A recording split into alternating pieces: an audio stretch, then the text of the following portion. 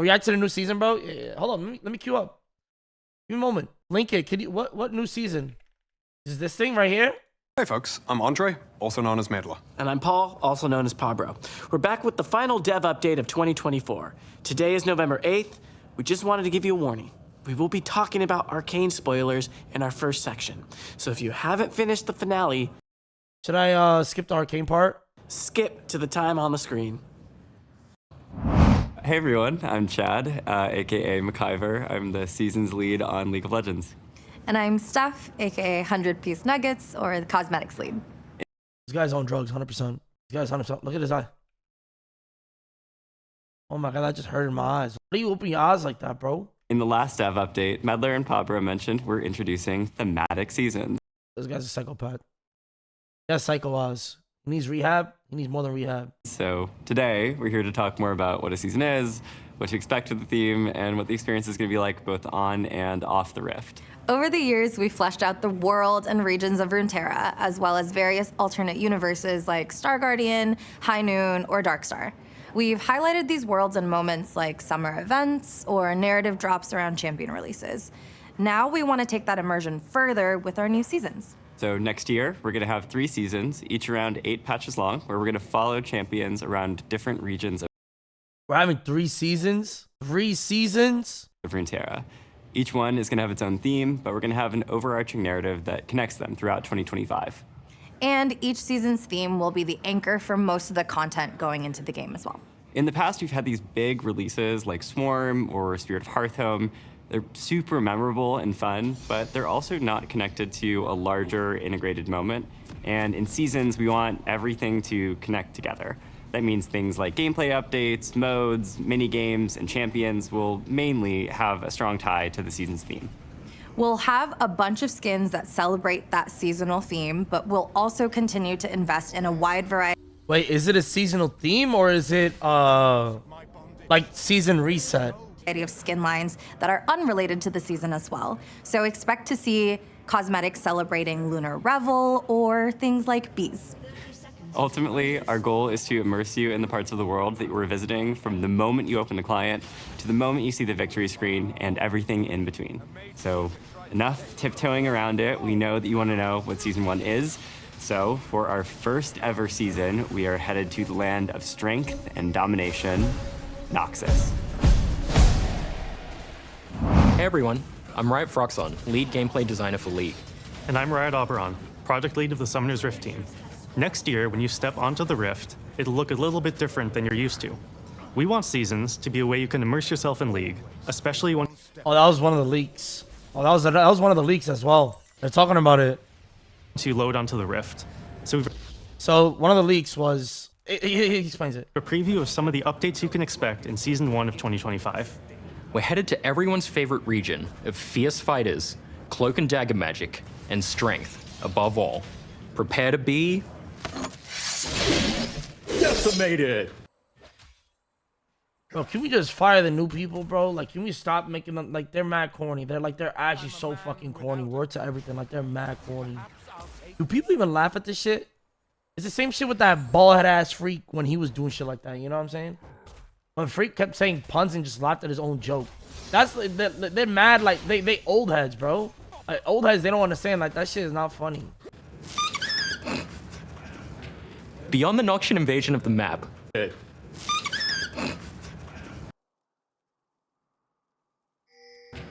Beyond the Noxian invasion of the map, we've also made some gameplay improvements and changes for next year.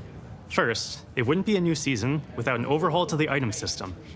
Finally, thank you. The items are shit, man. Items are fucking dog shit. Like, respectfully, this season had the worst fucking items of all time. Holy shit, thank God. The worst items of all time. Just kidding. Motherfucker. Oh, like, what's with that corny ass jokes, bro? Just kidding. But there are some Noxian themed boot upgrades, but it's not as simple as picking them up from the shop. In fact, they come along with a new mechanic, Feats of Strength. There are 3 objectives that your team can claim throughout the game. First Blood, First Tower, and first 3 epic jungle monsters. If your team is the first to complete 2 of these 3 objectives, so Okay. For example, First Blood and First Tower. Wait, First Blood is actually broken. What the fuck? Then Draven's gonna be good. Wait, so the early game champions are gonna be OP. What the fuck? Wait, how OP are these boots then? Your Tier 2 boots will transform into new versions with slightly better stats. You'll also get access to powerful Noxus-themed boots, which you can purchase as a final upgrade. We want feats of strength to celebrate early game successes without immediately snowballing the game out of control. We're experimenting with different types of power progression to see how it feels for a reward in the early game to open up more choices in the late game. We're also introducing Nexus turret respawning. An incredibly frustrating experience is Ooh. Oh shit. Wait, so you can respawn Nexuses now. That's good. I like that. I like that change. I always thought the backdooring is just always corny. Like when you lose your inhib, like you lose your inhibs and there's just an open Nexus. I always thought that mechanic was just so corny. Because you just sit there, it's like the gameplay itself is just boring. You sit in your base and you wait for them to do something. You know, which is really bad. I like this. I like the changes. just winning a late game team fight only to lose your Nexus turrets. You kept the game alive, but at what cost? Now it feels like your team is doomed to hang around in your base for another 200 years, babysitting an open Nexus. Good. To give your team a better chance at coming back from these situations, your Nexus turrets will now respawn after a set time once they're destroyed. Good. Now, your team can rally for an epic comeback without having to worry about a backdoor cast-in. We're also adding some new minor runes to rebalance some of the vision-related options in the domination tree. Sixth Sense. Grizzly Memento. What the hell's... Sixth Sense. Grizzly Memento. And Deep Ward. What is Sixth Sense? What is deep? What? Somebody type it out. They didn't explain it. Built-in sweeper. Wards the enemy jungle have +1 HP. That's ass. Nobody saw that. It's okay. Nobody saw that. Wait. Does the Sixth Sense automatically turn on when is their ward?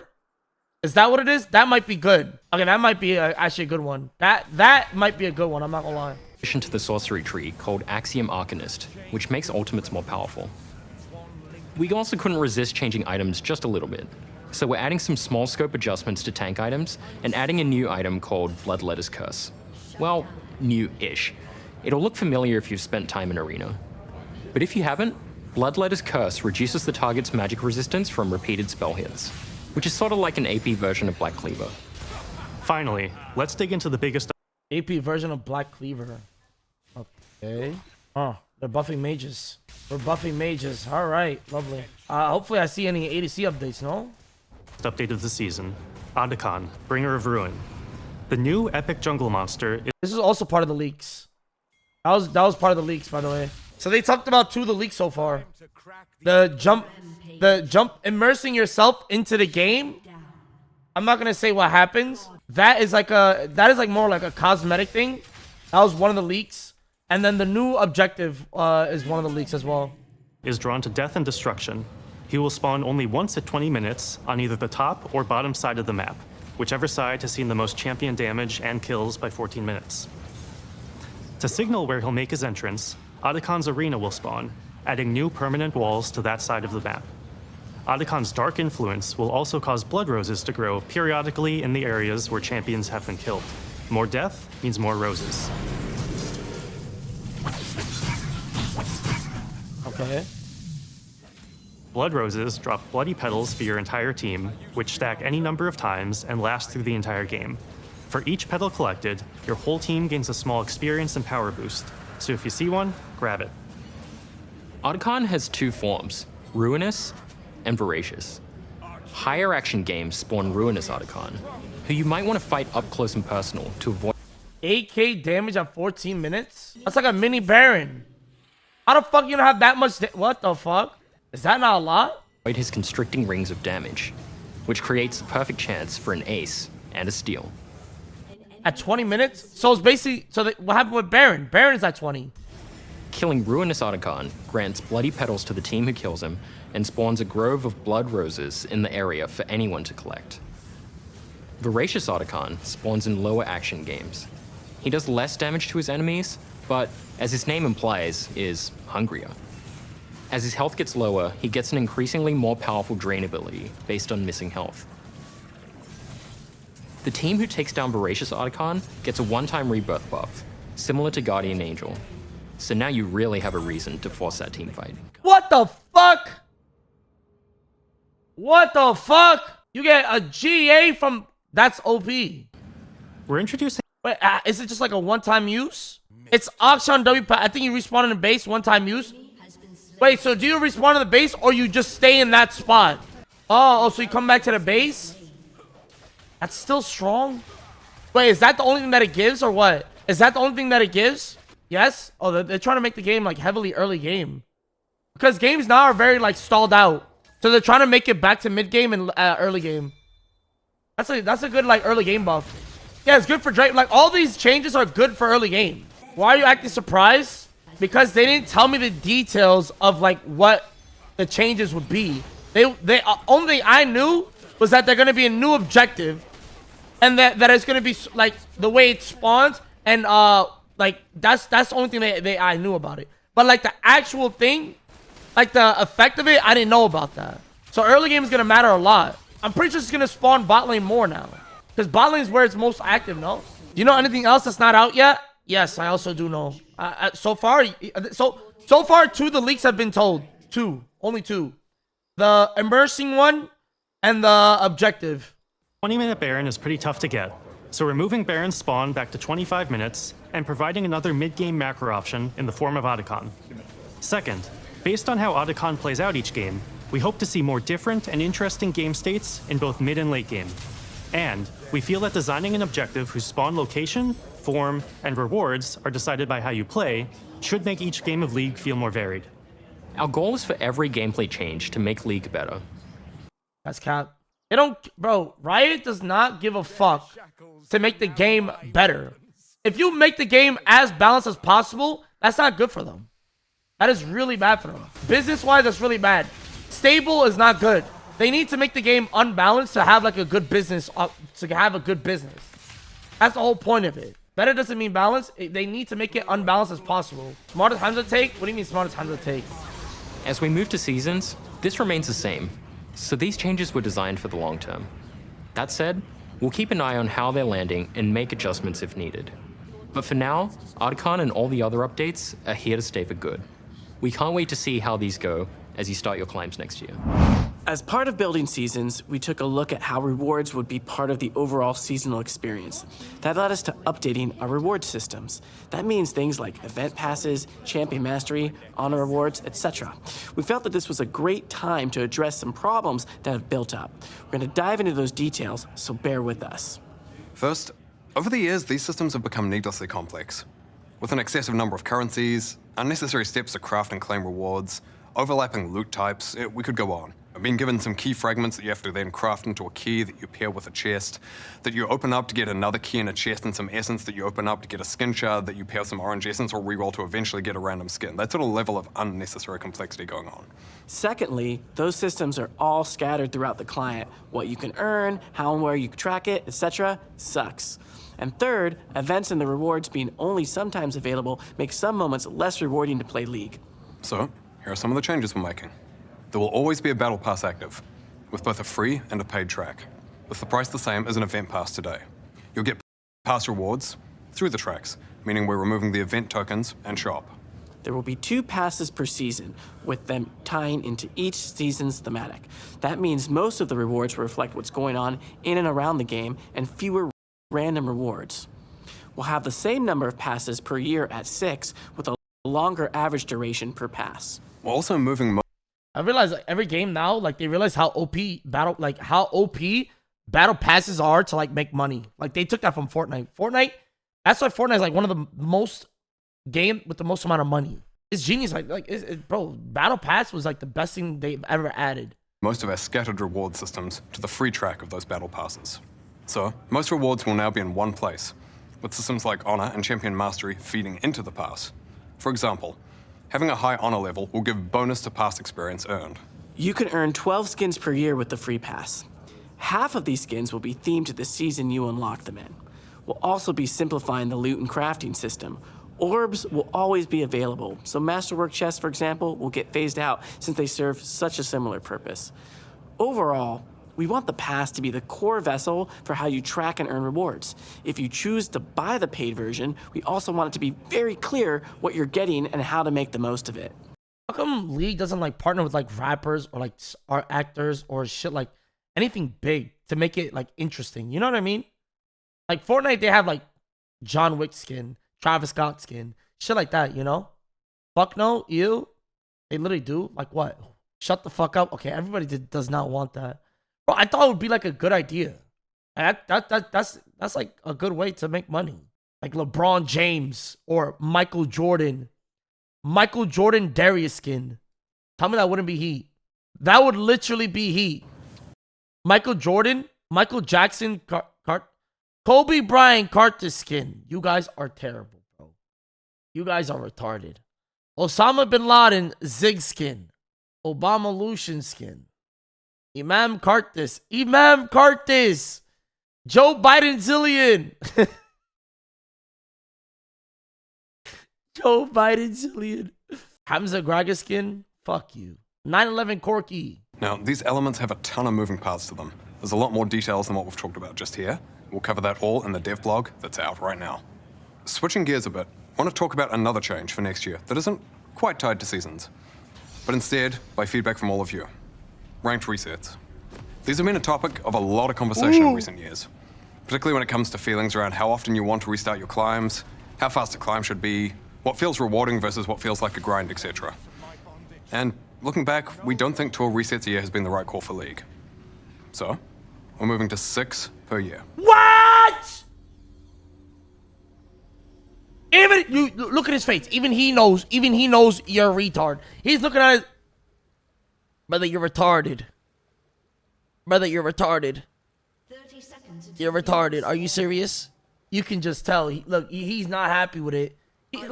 Bro, that guy's who is like in charge of this shit, bro? Who the fuck is in charge with this shit? 6 fucking resets. Who the fuck has time for 6 resets? It's a year has been the right call for League. So, we're moving to 6 per year. Okay, just kidding. Please put down the pitchforks. I had it at your throat. We're going back to 1 large reset. I fucking love this guy. Shout out to this guy. Shout out to him, bro. Shout out to the big forehead. At the start of each year. Yes, with no sir. additional resets during the year. Rank system tuning in terms of the size. He got me. 2 out of 10 rage bait. I'm not gonna lie, he did rage bait me. If you want to earn each skin, you will need to win 15 ranked games during that season. Again though, neither your visible rank nor your MMR will reset except in January. Next up, we want to chat about a potential replacement for quick play that we'll be trying in some regions. It's called swiftplay, and it's meant to be a lower stakes experience than Summoner's Rift, though with more strategic elements than you'd find in, for example, ARAM. Make it so you can suddenly jump ahead of your opponent if you're 0 and 10, but they will make it so that even if you're down, you're never completely out of the game. The fact that swiftplay is also less punishing when behind should also make the mode ideal for those of you looking to play with friends you wouldn't be willing to put your LP on the line for. As mentioned, swiftplay will be rolling out in January to replace quick play in select regions, so we hope you'll give it a try and let us know what you think when it hits live. We also have a blog dropping today with more details, so be sure to check that out.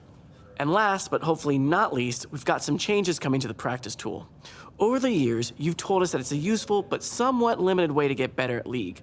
The most common desire we've seen people bring up is to practice with other players, whether it's in one-on-one duels with a friend or on a full teamfight drill with a pre-made team. Practice tool wasn't built with multiplayer in mind.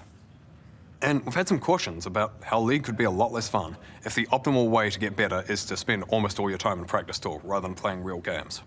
But we do think we've likely been too cautious here. So we're going to be giving multiplayer practice tool a try. Okay. You should see that on the PBE soon. That is actually really big. That is actually really fucking big. That is really good addition to the game. It's an experimental feature, and we'll probably encounter an interesting range of bugs. That said though, we're looking into whether we can ship it as part of season start in January. $3. And if that's not on track, we'll give you an update as to where it's up to. Before we wrap up, one last seasons thing. We'll be changing up how we name patches to match seasons. So instead of patch 15.1 coming out in January, it'll be patch 25.s1.1.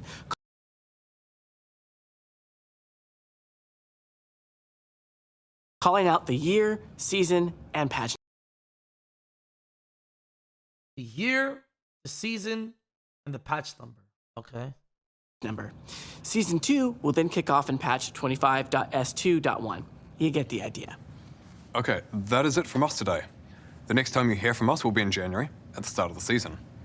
We'll be back then to share some extra stuff that'll come out later in Season 1. We do want to acknowledge, though, that we've covered most of the big changes that you'll see day 1 next year. That said, still got a few surprises left. And of course, we'll have the cinematic to kick things off. To no one's surprise, we can confirm that it's also going to focus a lot on Noxus and Noxian champions, but that's all we can share for now. We hope you all have a great December, great holiday season, and a happy new year. Thanks so much for everything, and we'll talk to you again soon. There's still a couple more things from the leaks that I know that they haven't announced yet.